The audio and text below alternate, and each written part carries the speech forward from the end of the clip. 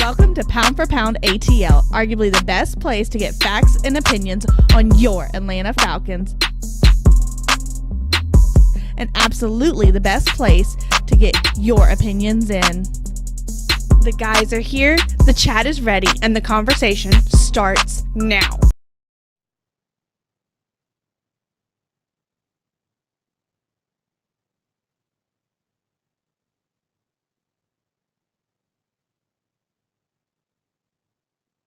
Hey, Mike, you running off? Hey, man, this is your boy Mike Dub this week, man. And, I would say this show this week is for our math majors. It's for those guys who've got those calculators. They don't really care too much about who got traded where, who got released. They care all about the numbers. Looks like we got a little bit of clarity on what the numbers look like, and I think that we're going to have a great show to talk about because with the way the cap is shaking out and, I don't know if you guys missed it today, but we got some extra comp picks today too, too. So I think all the help we can get, we'll welcome it. So we got a lot to talk about today. Toby D, talk to these people. Man, what's up, y'all? Hey, first thing I want to say is if you guys don't see Jimmy, he said they got a bad storm going on out there. He's trying to get in with us, but we're going to definitely hold it down until we can figure out how we can get him in here. But, man, I'm excited, man, because the brighter side of this, even though the cap number wasn't the way that we all would hope because of the COVID-19 effect from 2020, I remember days, guys, and I'm sure you guys remember, too, when the cap was just at 120 back in the day before 2011. And it's just crazy how we've gotten spoiled with the TV revenues and stuff and how things have continue to increase to where it's at right now. But the brighter side of that, like you said, Big Mike, hey, we got some comp picks, man. 9 picks total for the Falcons to work with going into this 2021 draft. And I'm loving that. Yeah, no, that's going to make it, easier to deal with the cap situation that we're in particular. The official cap number came down at $182.5 million. So it's 182.5. Right. According to SpoTrack, as of this afternoon, we were still negative 14 million in cap. So we still need to create at least 14 million worth of cap space before this day next week. I believe it is the 17th of March. Is the 4 p.m. you have to be underneath the cap at that point, right? So you're going to see a lot of moving and shaking between now and then. We've just about cut all the guys that we predicted that we were going to cut. Minus one. There's still one on the roster, and Tyler Davidson. But up to that point, as of yesterday, we released James Carpenter. So that puts a total of Alan Bailey, Ricardo Allen, James Carpenter. It was fully announced that we were not going to franchise tag Keanu Neal. Now, obviously, that doesn't mean that we ain't going to bring him back. I highly doubt we're going to bring him back. But at least we know for flat out that we're not going to franchise tag him. So, with that being said, the next moves at this point have to be restructures, right? There really isn't much left. You could cut Dante Fowler and pick up 10. Or you could trade him and I think pick up 12, I think is what I saw.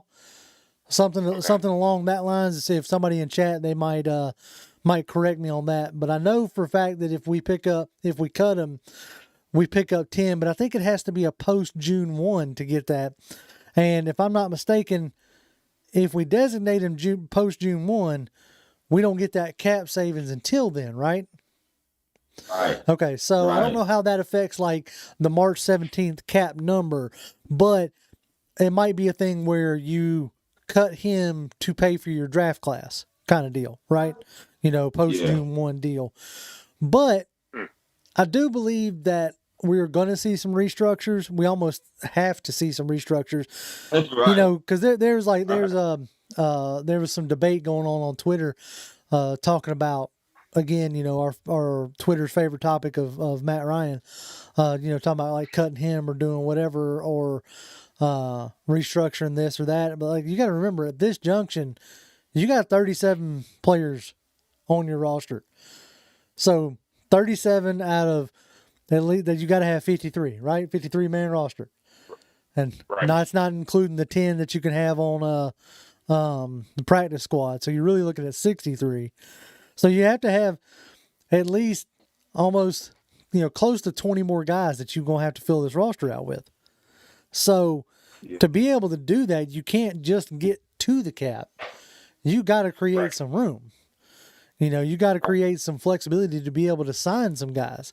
So, restructures are going to have to happen. Craig Patel's talking about restructuring Grady, Dion, and Jake Matthews. Those are all real good candidates. Like you definitely want to restructure guys who you feel like are going to be here for a long time, right?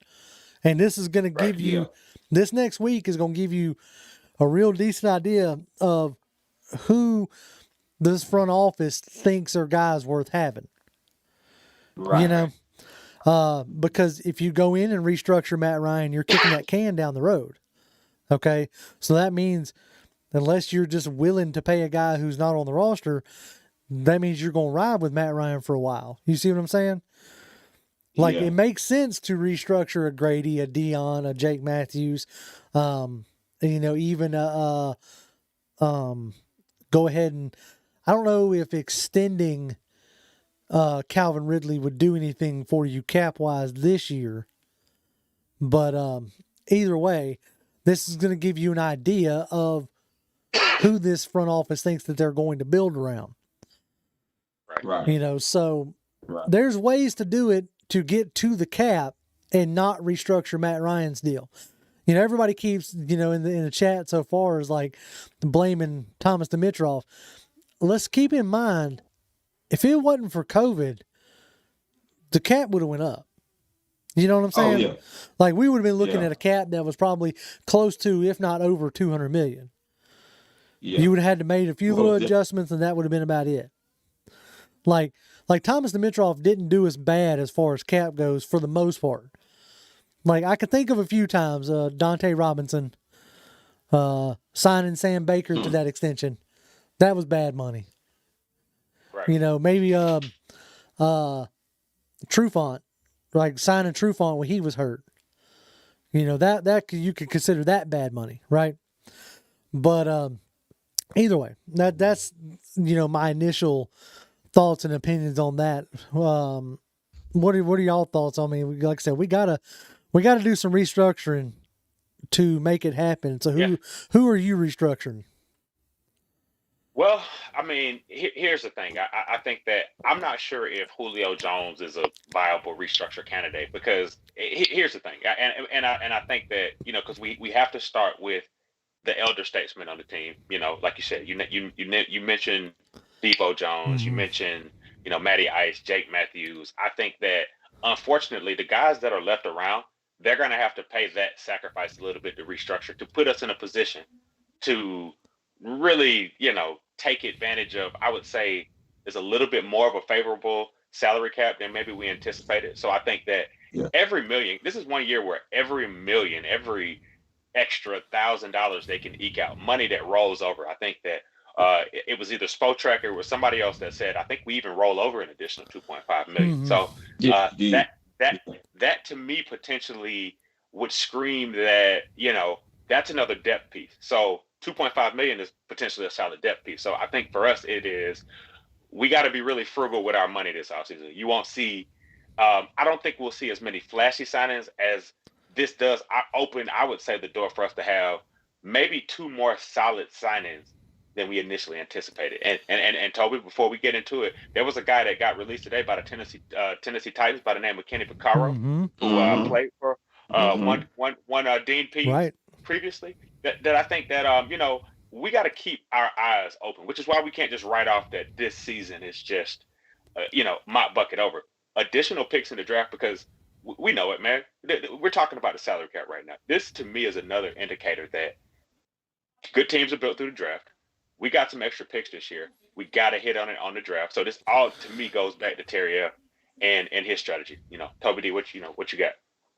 I mean, me personally, man, we're going to have to rely on this draft. We got to figure out how to get another first round draft pick with the first round we already had. Yeah, we got 9 picks. I don't foresee us using all 9 picks. I see us moving around. I don't think the value goes that deep into this draft to be using 9 picks on it. Mm-hmm. I think you're going to have to figure out to get the top best 5 picks you can get out of this draft. Because you're going to need those guys, every last one of them that you draft, to be able to help your team get over the hump if you're going to be able to compete and try to, I know people don't want to hear this, but make the playoffs. I mean, even Rich McQuaid, who feels still strongly about the base core of this roster, feels like we could still win and we should be able to make the playoffs. I mean, I'm just gonna go ahead and say it. As JR would like to say, I'm gonna go ahead and call it. We should have a decent enough roster, depending on what they do, to make that 7 seed. I don't see any reason why we can't get in at 9 and 7. Yes. It's going to take some work, though, and right now we still are mystified as to what they're going to do and who they're going to restructure. Yeah, no, it's go ahead. Yeah, and I'm gonna just go ahead and say it just from the boldest statement out there from me right now is, out of those 9 picks, what's the best formula in there to make us competitive against Tom Brady next year? Just in honesty. Yeah. Because here's the thing: do we really gain if we double up at the safety position? Because what would scare me is not having one rookie safety, 2 rookie safeties out there trying to defend, some of the best quarterbacks in one of the most competitive divisions in the NFL. So to me, you're absolutely right. So I think what it does is those additional, compensatory picks. Now, I don't know how we can work any salary cap magic, but potentially that does allow us to potentially be good trade partners with some teams that we may not have been in the sweepstakes for, a little bit earlier as well. So I think it puts us in a good position. And I think that number 7 seed, Toby, right now, without the addition of any free agents, with the without the addition of a new draft class yet, is foreseeable. But I think with a really good draft, if we're able to compare depth pieces and really, if we're able to hit one of those guys at the safety position, I do think that, we can start to up the conversation. We're not going to be homers. We're not going to oversell what the Falcons are. But what I'm saying right now is, the ability to add quality is on the table, and we need every piece of quality. I definitely agree with that. And that's why, from word go, the people are already saying it in the chat. Like, to me, it's almost a no-brainer to trade down. But you don't want to just trade down for the sake of trading down, right? You're at the number 4 pick in a draft that has arguably 4 starting quarterbacks, or 4 quarterbacks that people are high on, right? So, that means a team like a Washington or a team like the Patriots or a team like Chicago, maybe looking to jump up, and get one of those starting quality quarterbacks. So, I mean, you shouldn't have a lack of trade partners, but you also don't want to just give it away for nothing, right? If you can secure, a first round next year, an extra 2 or 3 this year, these are the kind of things that can help rebuild a roster that, like we said, as it stands right now, you have 37 players signed to your team. We all assuming that, Young Wei Koo's coming back, because of I think you can tender him for not much of anything. But either way, he's probably coming back. So you're looking at maybe 38, but that's still a lot of holes that you got to fill, right? Yeah. Like you're already right now, as it stands, you already, like you pointed out, you need 2 starting safeties. You need a starting left guard. These are just right out the rip. This is before free agency has started. This is before the bell has rung on the draft. Those are 3 starting positions that you got to have, on opening day, right? And so what are you going to fill those with? Are you going to fill those with, thrift store veterans? Or are you filling those with, mid-round draft picks? I'm going to go ahead and call it, folks. I don't necessarily want to relive the Paul Warlow, Jopolo Bartu days of having 2 undrafted linebackers starting. You see what I'm saying? Yeah. Yeah. I mean, because of the situation, we all got excited for a high top job. You know, I mean, but you look back on it now, and it's like, how could we ever get excited about that? You're absolutely right. You know, how You're many absolutely times? right. No more high. No more high. Right. Top No, jobs. I'm like sorry. how many Keep going. times does an undrafted rookie come in and actually do something? Right. Paul Right. Warlow, Right. to his credit, actually stuck around for a little while, but you know, that Yeah. undraftedness eventually catches up to you, you know, a la Ryan Absolutely. Schrader, you know what I'm saying? Right. And look, a la Ricardo Allen. He wasn't undrafted, but he was a low end pick, right? Right. Yeah. So these are the things that are going to be interesting and shape up this off season for sure, and this next week, because you know, as we've been talking about, you have to figure out where you're going to get this money from. You got guys like, you know, every coaching staff brings in players from their former stop. Right. Dan Quinn did it with one guy who sticks out of my head right off the bat is O'Brien Schofield. Brian Schofield. Yep. And he brought I think Adam Phillips, the cornerback from over there, or Philip Adams. It's one of them ways that So I mean, those are says it. those are things that you're going to look at. So Kenny Vaccaro is a name that jumps out. Yeah. Jayon Brown is a name that jumps out. Yeah. Like he's coming off an injury, so he might be willing to take a 1 year cheap deal. Yeah. And so such as that. Andrew Bato just tipped us $5 and said, Koo will be back. He's an exclusive rights free agent, so that means he'll be playing under roughly or $1 million, roughly $770. So that we don't need to tender him. Okay, there. I knew there was some kind of deal with Koo, as far as like the exclusive rights and all that other stuff. I guess that's a good time. Let's go ahead and jump into chat a little bit and see what we got going on here. Yeah. Sites BTW says, hello guys, how are y'all today? We're doing pretty good. What's up? Chris Crash Bash says, sup Falcons fans. Who else is here waiting for that new South Park? Yeah, you got me. I don't watch South Park. Sorry about that. King 7 says, let's get it P for P. What's up? Same thing with Ghost Pepper. Yes, sir. Wound Carter says, rise up family. Man, we are all just so glad that y'all are here. Let's see. Somebody was asking about Jimmy. If y'all didn't hear, there's a storm going out there in Colorado in his area, so I think that's what's stopping him from being able to get on with us tonight. So we're just going to keep right on keeping on. Ghost Pepper says, we're so poor cap-wise. Oh, a roach pulled a switchblade on a rat and took his cheese. Holy crap. I didn't think we was that bad. Come on now, that's the Saints are that bad. You know, we over here talking about a roach pulling out a switchblade on a rat. Man, I ain't seen that in a minute. Boy, ATM. I need you at the negotiating table. I need him at the negotiating table with that same analogy. That's right. That's a good one. ATM and somebody else, like it was said, brought up the whole Thomas Dimitrov screwed us over so badly. Like I said, again, I don't think anybody could foresee the COVID thing. Yes, they were betting on the cap going up, but it had gone up for 4 or 5 years in a row. So I can't really say that I blame them on that one. Let's see. Yeah. Quentin Willis says the Falcons are so unpredictable. Don't be surprised if they go 12-4. That's true in a sense. Now I will say this though, even once Dan Quinn took over, or left, and Raheem Morris and all those guys took over, it's not like the play got increasingly better. Now I don't know how much we're going to hang that on the coaches. I'm not going to name his name, but with that being said, it is you still have to go out there and make the plays, right? You're scheming up stuff and you're still dropping the ball, or you're scheming up stuff and you're still letting pressure through to hit Matt Ryan.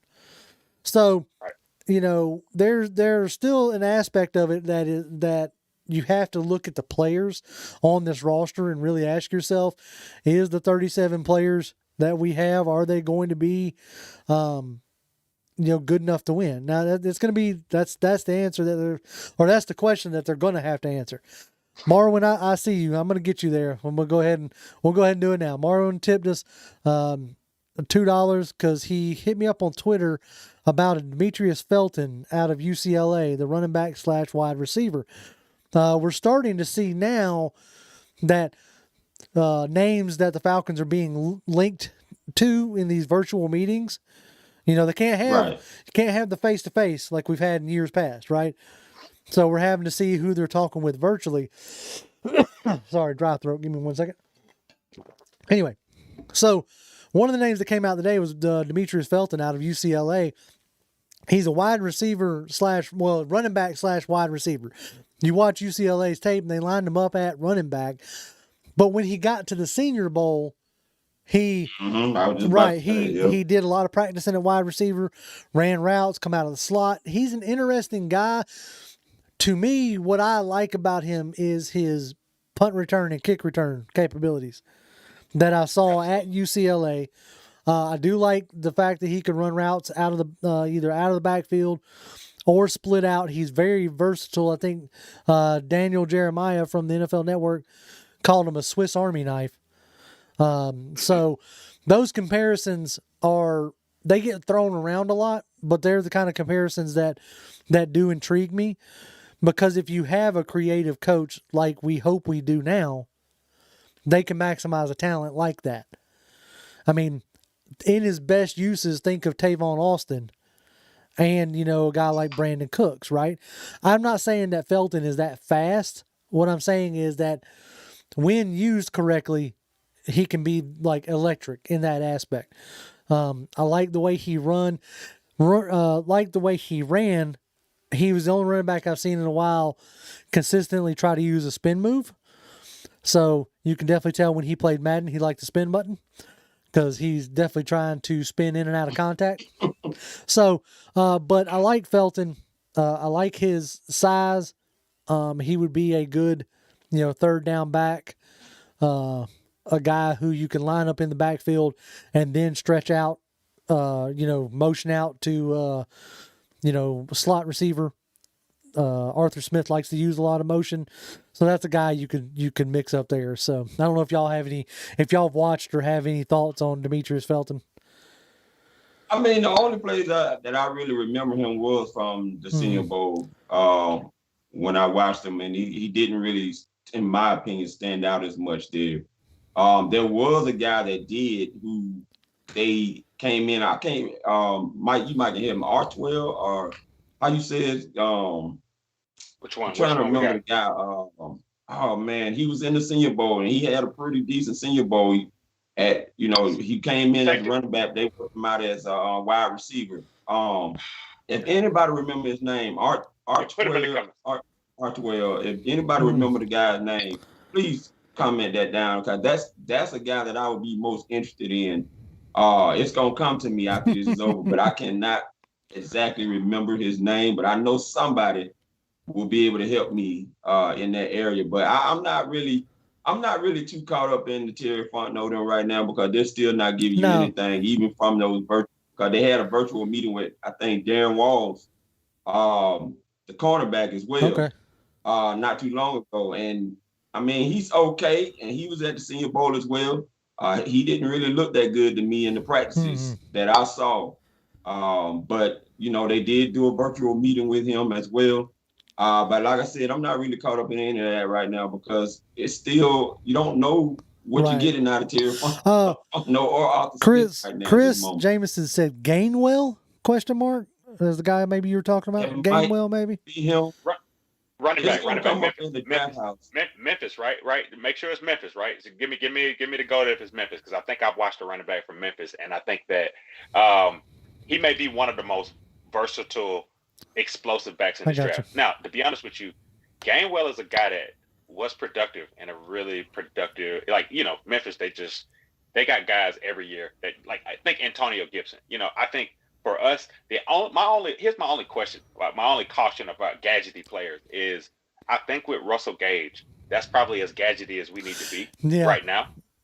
Because and Russell Gage is really turning into a really fine third receiver. But I think that trying to have players to, for certain scenarios always bites us. If it's 3rd and 8, we're trying to run a gadget play, it could be 3rd and 20. Right. So I think I want guys that can, what we need right now to compete with the Tampa Bay Buccaneers is not gadget players. We need guys that can get up the field, north and south, almost one cut, and get out of there and keep the defense off the field a lot more. And that again, we'll get into this type of stuff, but I'm more hesitant to stay away from the gadgety players unless Terry Fontenot has found his next Alvin Kamara in this draft. I got you, and I'm with you on that. Gadgety players traditionally haven't been, even not just with us, but even across the league, haven't necessarily found a ton of success. I mean, we all point at a Percy Harvin as probably being the pinnacle, of a gadget player. Absolutely. And so we all think everybody's going to be a Percy Harvin, but that's just not the case.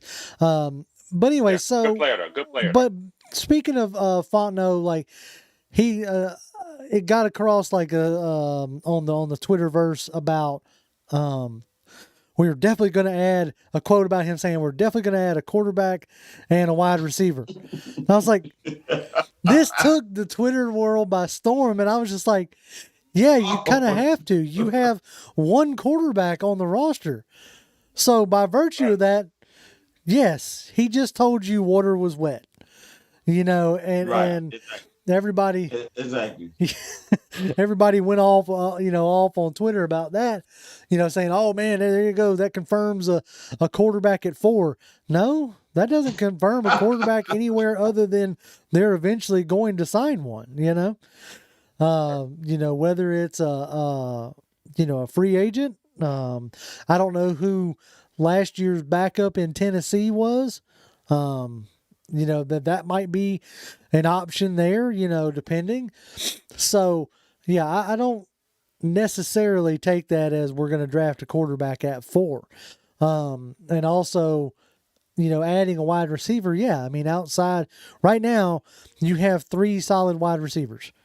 You have Julio Jones, you have Calvin Ridley, and you have Russell Gage. That's it. And Russell Gage, as you mentioned, is a good player, but he hasn't cemented himself as a locked in receiver number 3. So you're going to bring in, I know Adam Humphries is a guy who's a free agent who spent time in Tennessee. That may be a cat that they want to add, to help, that transition into that scheme, So, yeah, definitely. We're going to, look, I'm going to go out on a limb here, fellas. I'm going to go right out on a limb. I'm going to get over my skis, as they say. And I'm going to say that we're going to add a tight end, too. Whether it's in the draft or a free agent. What, JR, you on the side? I mean, I know. Only one on the roster. Yeah, I'm about to say, you have Hayden Hurst on the roster, and is Jaden Graham still, No. So, I mean, yeah, I'm pretty sure we're going to add a tight end, too. Maybe 2 or 3 of them before it's all said and done. So, when we're hearing these kind of, sound bites out of Terry Fontenot, that's nothing to me, and I find it funny how everybody kind of gets all, gets going, I mean, it's just like they ran with, Arthur Smith talking about we're going to use 2 backs. I mean, that's nothing new. I mean, we used Devontae Freeman and Coleman. Exactly. You know what I'm saying? So there's nothing new about any of this stuff, guys, to me, that's coming out. I mean, all this tells you is you still don't know what the deal is with Terry Fontenot or Arthur Smith and what they're playing. Now, Dexter Valish brings up a point that I'm going to use to go in somewhat of a different direction. Okay.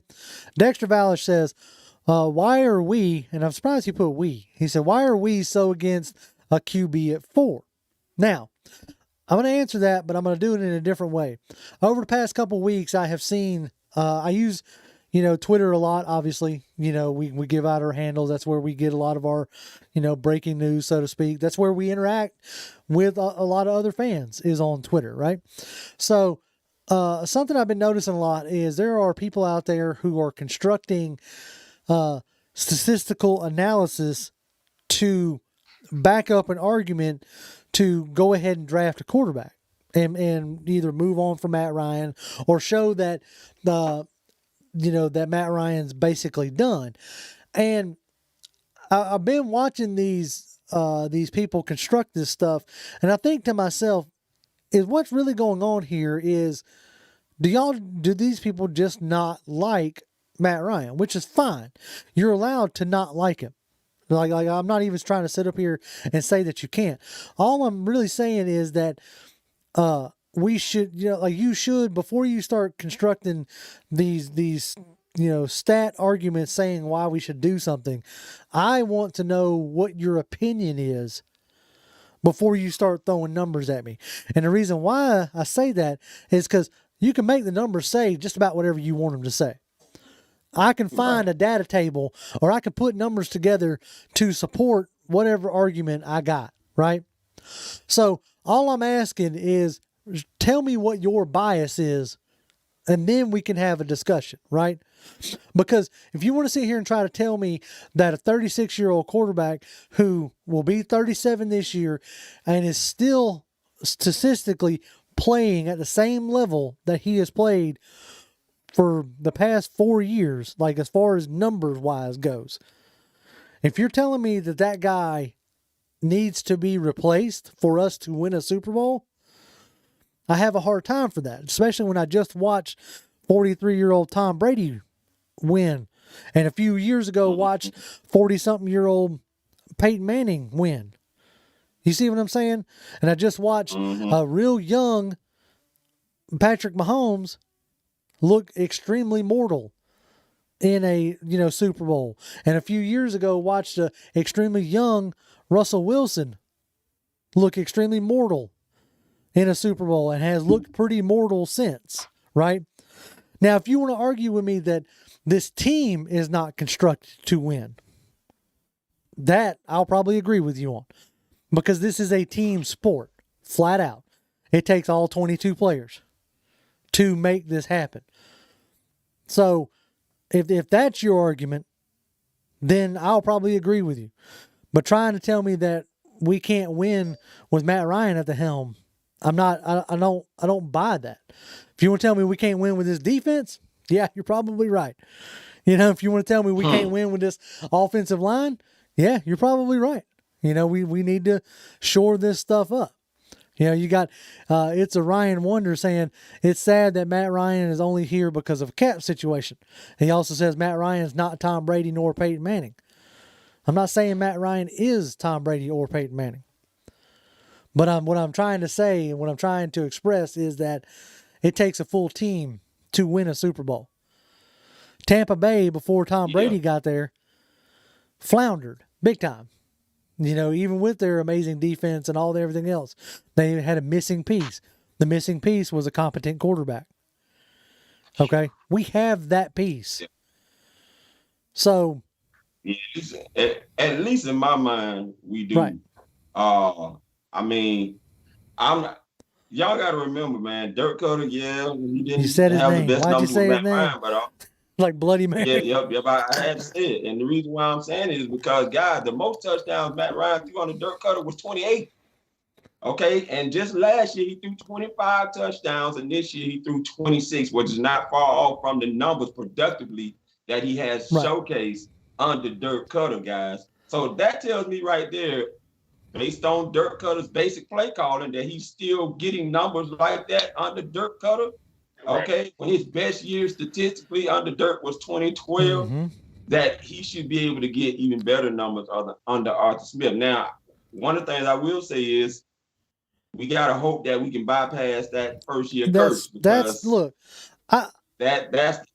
Right. I will sit here and say I know exactly what it sounds like. I know it sounds like I'm beating the table for Matt Ryan and everything else. I get it. I understand that that's, to me, all I'm asking for is if we're going to have a discussion about this, at least let me know where your bias is so I know what type of discussion that we're going to have. Right. You see what I'm saying?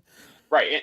And see, here's the thing, though. I think that, what makes this so fun is that there's a valuable argument if we thought about it long enough. As JR put out, you give us the right amount of data, we can make the argument for or against any of these guys. But I think fundamentally, it comes down to this, though.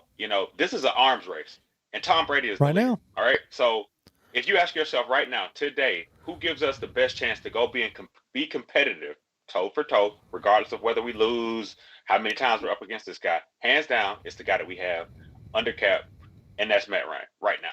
He is the guy that makes us the most competitive. Now, if we want to get picky in the arguments and say who's a better quarterback, Trey Lance, Justin Fields, y'all stay tuned because we're going to actually talk about that as well. Because I don't want you guys to feel like we're so biased against a Justin Fields or Trey Lance. Listen, if those guys get drafted, we got the scenarios for days to explain to you how they will be used. Trust me, if Justin Fields has an Atlanta Falcons a helmet on, there is a plan for him, and we will get to that. But as of right now, like you said, this is an arms race. I'll be quiet on this. I'll go out on that limb and say this is an arms race. Matthew Ryan gives us the best chance today to be competitive against Tom Brady, who is the king of the NFL, who just happens to be in our division and wants to come back for another year. I look. There are so many arguments to be made. King 7 just said Matt Ryan can't score in the red zone. He can get down the field, and I'm not saying. And look, that's something that has baffled me. Right, I'm not going to sit here and shy away from it. Right, he did good. Under Shanahan's type of offense in the red zone. Right. So if that's the kind of play calling that we can, capture, so to speak, with Arthur Smith, which remains to be seen. Arthur Smith, one of his calling cards was how efficient his offense was on third downs, in the red zone, all that kind of stuff. So, if he can work around that stuff, then great, right? So, but at the end of the day, I am a Falcon fan, first and foremost. I've said it before. I'll say it again. That way it's clear as day. I'll give up anybody if that means this team's going to be successful and win. I root for the team. I don't root for necessarily the player. But sometimes I feel like people root against the player or against the team because of the player. So I'm just trying to make sure that we get our biases out there and let it be known, right? If draft day comes and y'all are joining us, live like we're going to be, and the pick comes in and it's a Trey Lance or it's a Justin Fields, I'm going to be stoked. I'm going to be excited. That lets me know where we're going. That lets me know that it's more like a Patrick Mahomes, Alex Smith situation. More than likely, Ryan will be gone next year.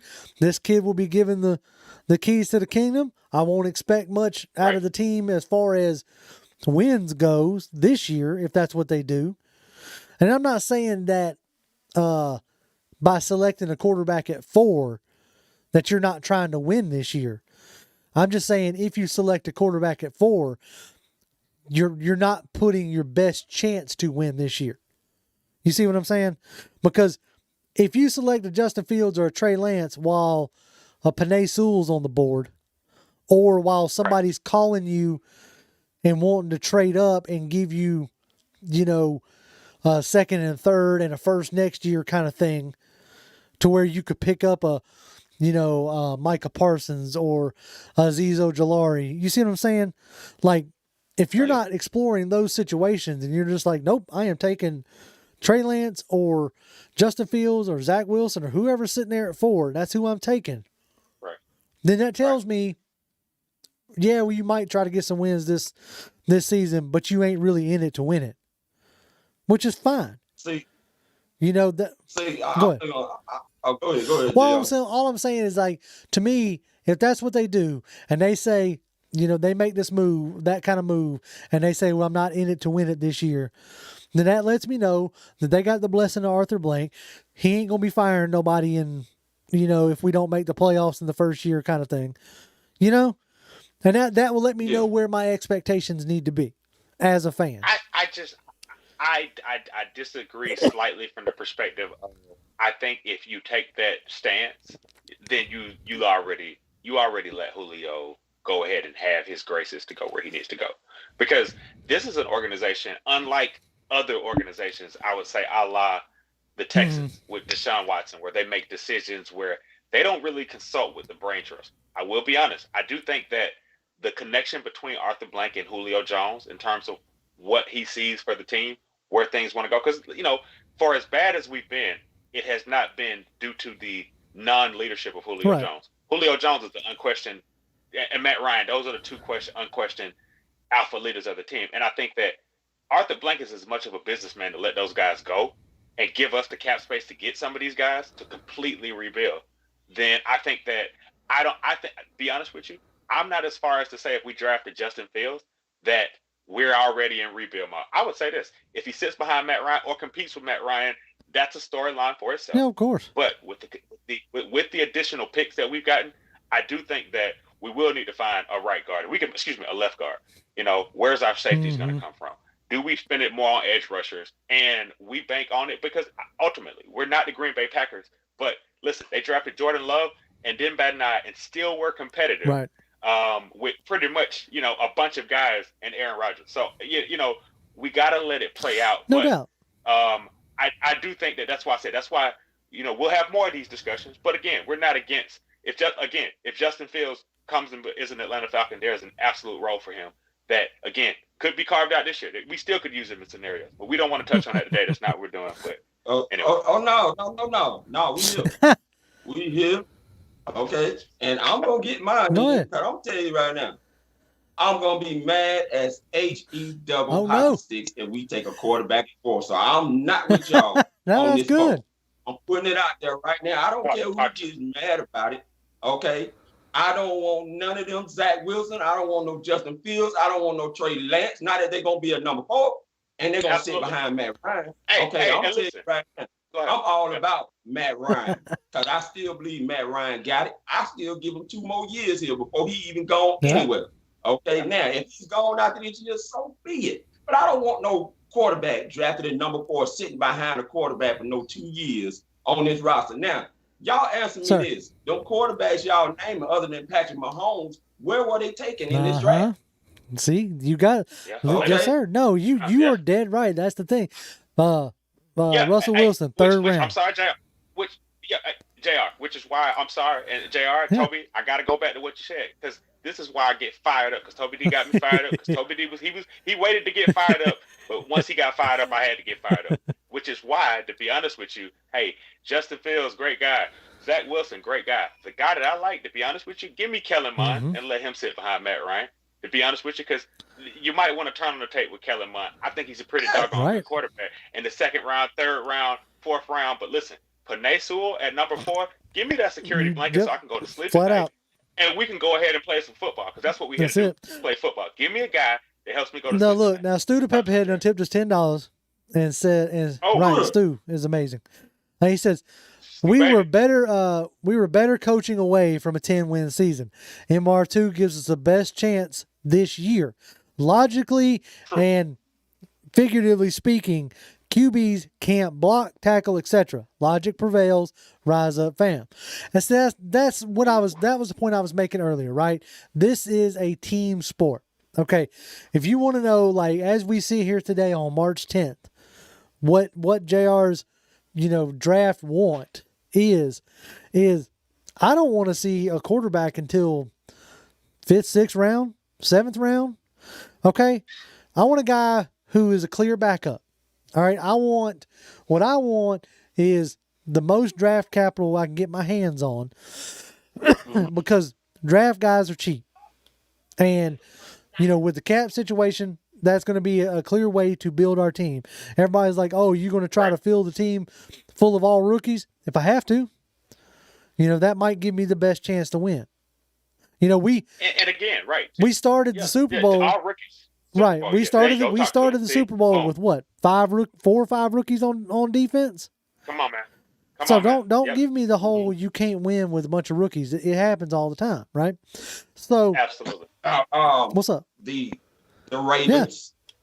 Yeah. Okay. The Ravens did it. Yep. When they had their draft with Terrell Suggs involved in there, they went to the playoffs with that draft class because they had to rely on that draft class. But don't tell me you can't do it. You got the right coaching staff who can develop. You can do it. Now, Sean Elliott says, what are your thoughts about trading Jake Matthews? They could get a 2nd round pick and a 6th. They can get whatever somebody will give them for them. Take Sewell at 4 and a 2nd. Nothing against. I'm not not trying not to poke fun at Sean. I love when people throw up like saying this is what they can get for him. Well, okay.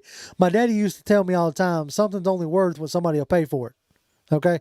So, if you're going to trade Jake Matthews, you get what you can get. Right. But anyway, I don't like the idea of trading my starting left tackle and replacing him with a rookie, I guess is where I'm at there. Yeah. I have no problem with starting. I say it sounds weird to say this, but if you're starting Penei Sewell at, left guard, with Matthews teaching him, it's a Ryan Wonder. This gentleman right here, I'm really curious if he's actually a Falcons fan, but that's okay. I'm just kind of. He said he would trade Jake Matthews for a bag of chips. And I'm like, he's better than a bag of chips, at least a hamburger and a French fry. But that's just me. Anyway. Right. And a soda. Right. Give me a full value. At least get something to drink. Exactly. All right. Then King 7 says, okay, who can't do what Matt can do with those weapons? He's yelling at us. He's got full caps at us. Because your point that you were talking about, like where was, Russell Wilson and all them drafted, he said, all right, well, where was Matt Ryan drafted? Matt Ryan was drafted 3rd overall. Then he was one of the last, high first round quarterbacks that have actually panned out in this league, him and Joe Flacco. JR, I'm glad you there. Sir. The reason why Matt Ryan was drafted 3rd overall, guys, is because Mike Vick got thrown out of the picture. Yeah. If Mike Vick's still with the Falcons, Matt Ryan don't even be in the conversation right now. But since Matt Ryan is in the conversation since 2008, and I was at his first game as a rookie, I watched that touchdown throw, that he threw to Michael Jenkins. I was right down there in seat 100, me and the wife. So sit behind Calvin Johnson, as a matter of fact. All right, this guy still has what it takes to be able to get us to the Super Bowl. He needs a defense, ladies and gentlemen. If you'd have given Matt Ryan a defense other than, count on one hand, how many defenses top 10 he's had since he's been there. 2017 is the first one that comes to mind. I think just one, maybe two. I mean, hey, I agree on the defense, but he need a jacket too, though. He need a blanket. He a little cold. Like I said, he's been getting hit. He been left in the rain a lot, and he need an umbrella. So give me Penei Sewell, to be honest with you. Right. That's where. And look, these are the conversations that we're gonna have leading all the way up to draft. I wasn't trying to get nobody ruffled or nobody, me. I try to keep it calm. There's enough vitriol on the internet for things like that to just make it kind of crazy or whatever. But King 7, I will say this. He says Schaub came in with the same old line of weapons and played better. No. No. If we didn't win, he didn't do nothing but got that's right. So anyway, I'm Jimmy's in chat with us. He said chat's jumping right now. Don't be JR, listen. It's time to ruffle, Doc, because we're going to be going up against this the whole time till April 29th. And listen, and I'm going to tell you something. Fine out there. And I'm gonna tell you something, because the next episode might just be straight from the horse's mouth, to be period. Because you're gonna hear it from us. Don't pontificate. We ain't gonna pontificate on this, because this is a conversation of passion. Hey, this is a necessary conversation, because to be honest with you, you look at Trey Lance and you see him in Atlanta Falcons uniform, and you say, man, that could work. You see Justin Fields, that could work.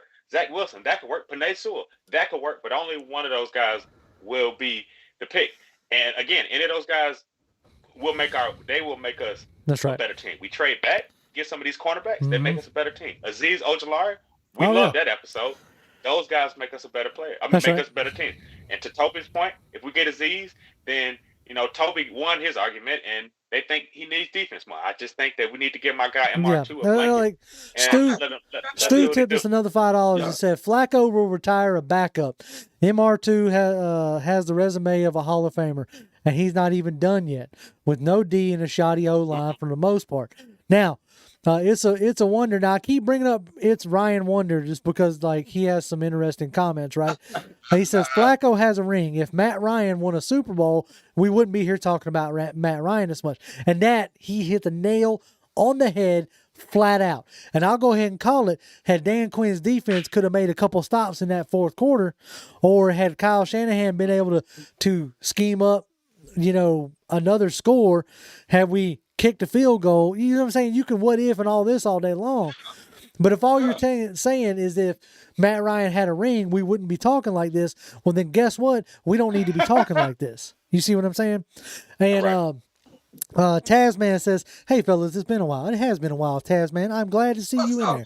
I'm glad to see you here. Suicide Beat says Flacco had a defense. Exactly.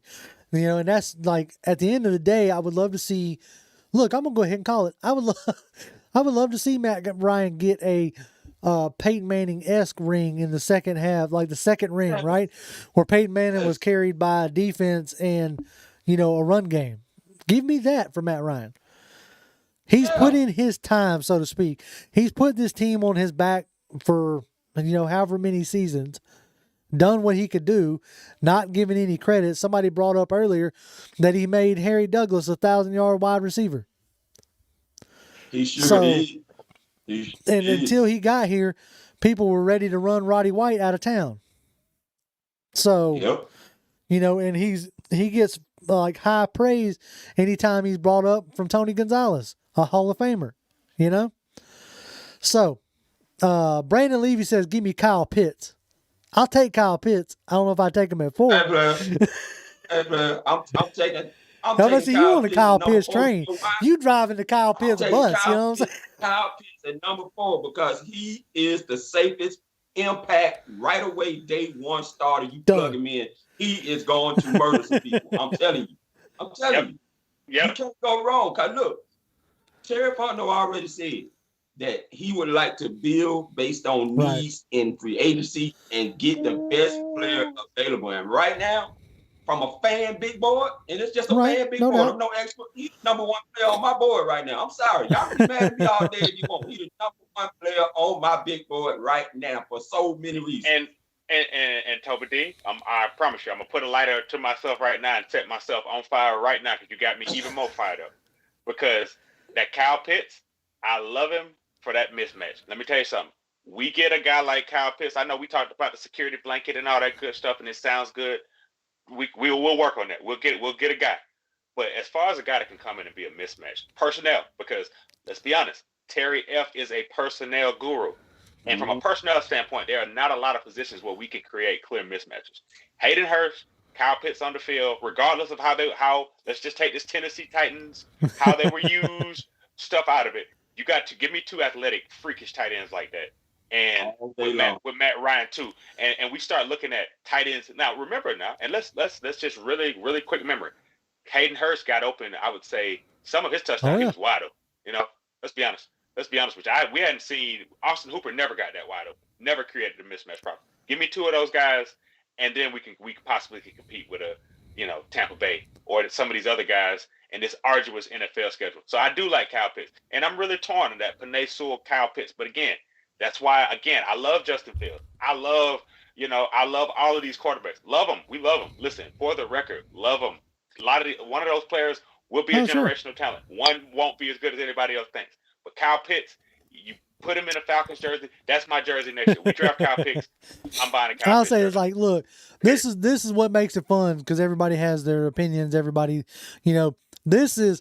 To me, the sports arena is where we can argue, and at the end of the day, realize it's just a game, right? Other arenas, you start arguing about, politics or religion or whatever, people's feelings really get hurt. At the end of the day, football is just football, and we all have a difference of how a team needs to be built to win. But I will say this. Absolutely. The key to that phrase is a team. You're not going to bring one guy in here and turn everything around. Even a Kyle Pitts at 4. I have to tend to agree with some of the chat here. As much as I like Kyle Pitts, him at 4 is kind of a tough pill for me to swallow. Yeah. A tight end at 4 is just like, just like, if you were to draft Penei Sewell, my mind immediately wants to, well, let's move Jake Matthews inside because I don't know if I can draft a guard at 4. You know what I'm saying? But it's still, it's the best player that you can get your hands on, right? If you stick it forward, that's what you have to do. But I will say this. The one that I'm excited for the most, the area that I'm excited for is to see what Mr. Pease can do on this defense, right? To see the type of players that we can bring in. Can we finally get Grady Jarrett support staff? Can we get him more than just him on that defensive line? What can Mr. Pease do with a Marlon Davidson? Does he kick him back out and use him in the manner that got him drafted, which is, a big defensive end, stand up. Yeah. I saw that man rush more from a 2-point stance than I did with his hand in the dirt. Can Pease manufacture that rush? I got super excited when I saw the stat line and how Logan Ryan was used by Dean Pease. That's something that we've talked about a handful of times. There's things out there floating as far as cap goes that, if you cut Isaiah Oliver, that will also help you get down. But I would like to see what Pease can do with an Isaiah Oliver. Isaiah Oliver seemed to play better when he played closer to the line of scrimmage, in that slot type, So one thing that I know for sure that this defense is going to need is a major upgrade in secondary. Right now, what you got is AJ Terrell. That's all you got on that in that secondary. So I'm gonna go ahead and call it, folks. At this junction, if you bring in a Justin Fields or a Trey Lance and you decide to play him, he's gonna have to do it all himself. Because he ain't gonna have a secondary. They're gonna have to extend drives like crazy. He's gonna have to be in a shootout every game. Mm-hmm. And right now, I'd much rather try to build my defense. Yeah, but I do think that there are some low value free agents. Another DMP's guy, again, Malcolm Butler, another guy that's out there, right? That again, we're gonna get a familiarity guy that's gonna answer one of those questions, and I think we're gonna get a familiarity guy in the secondary. From the standpoint that you need a good veteran, like we tried to do it with Denard a little bit. We need a good veteran to make AJ Terrell feel comfortable, because ultimately what's undersold a little bit is if Kendall Sheffield comes in healthy, how we can utilize him as well. I'm not really ready to kick the tires on Kendall Sheffield from the perspective of he's a speed guy. He kind of fits the profile of the body type that we need in the cornerback, bigger guy, faster guy. I think better inside guy, you know what I mean? So, I think that if we can hide some of our weaknesses, it'll help us to get one of those, like I said, a Malcolm Butler. It'll help us, either watch one of those guys, the Malcolm Butlers or the Kendall I think you're gonna get one of those guys. And in this draft is chock full of a lot of guys in the secondary. I mean, Fred Butch just brought up Eric Stokes' pro day with his 40-yard dash he was running out the gym. You know what I'm saying? So. Give me that guy. Give him to me. Yes, you got him. You got Asante Samuel Jr. You got Javon Holland. Right. I mean, this is a pretty deep draft as far as secondary goes. So I'm excited to see what they can do there. Now, I want to get y'all's thoughts. Did y'all notice? I thought it was a great idea, and I hope this is something that catches on more as the years go on. But did you see the House of Athletes pro day thing or a combine that they put together? That was a Brandon Marshall, Chad Ochocinco, a guy who I had not heard of, and there was an older player. I'm blanking on his name, but anyway, Fred Taylor was one of them, and then there was another guy who I was like, I didn't know that the fourth name, but anyway, I thought that was an amazing idea. They went down there somewhere in Florida and they put together basically a combine. They had, bench presses, broad jump. And in a year where you didn't have an official combine, I was glad to see that somebody put that together so that we can get some information, about these players. Yeah. But I didn't I didn't know if y'all saw that, and I was hoping that was something that will keep going. Well, and actually, it's interesting you bring that point up, because I think that this is actually more of a draft where players can sell themselves a little bit. Because you think about it, a lot of times these pro days, coaches are kind of speaking for the player. They're kind of up on the player. They're telling you more about the player. But I would say, really, for the last year, we've been doing this thing kind of virtual, right? So everybody's just trying to make it. Everybody's been out of the way. Everybody's just kind of been working in isolation, right? So this is actually a draft where I think it actually does favor the players a little bit more, that they get a chance to kind of control a little bit more about who they are. And they don't, you know what I mean? So I think those are the little things, again, man, that will show their face. Like we always talked about last year, like COVID was gonna affect players' preparation. Some players literally were worse football players due to COVID, not even due to contracting it, just because they weren't prepared enough, or they couldn't get the physical reps, so that they couldn't get the physical coaching element. So it's so many, variables that go into it. But I think that it's kudos to the players putting that together. I think it's another great event that, again, allowed athletes to go and do what they do, which is just run, jump, just show their skills. And I think Eric Stokes, which they said as soon as he ran his sub 4.340, made himself a lot of money. He was one of my favorite cornerbacks to watch at UGA. And I think that you give somebody like AJ Terrell another speedy, honestly, same kind of cornerback, sticky guy. We'll give up some passes, sometimes very grabby. But again, man, we'll always be able to be close to the receiver. And if he gets his hand on the ball, he is a pick six waiting to happen for sure. Maurice, Amy, we're going to take a few questions here because we've officially bumped up over an hour, but we're going to take a few. Oh, man. Maurice Amy says, if we trade down to 25 to 30, we can get a safety that has been a major hole in our defense quite some time. And what a trade down of that math proportion. We will have 3 first-round picks years to come and would have a second and a third this year. They have to entertain things like that. You trade down, you trade that far down. Now I would feel comfortable in taking a Trevon Morig at safety, or even with a second extra round, an extra second round pick, Javon Holland. Like in a scenario like that, I'd be more willing to take a chance on a guy, knowing that I have extra draft capital, built up. Yeah, absolutely. Yeah, but I think one more thing too, not to monopolize off of that, but I think that it's important that we look at this particular cap situation. If we got some extra comp picks, right?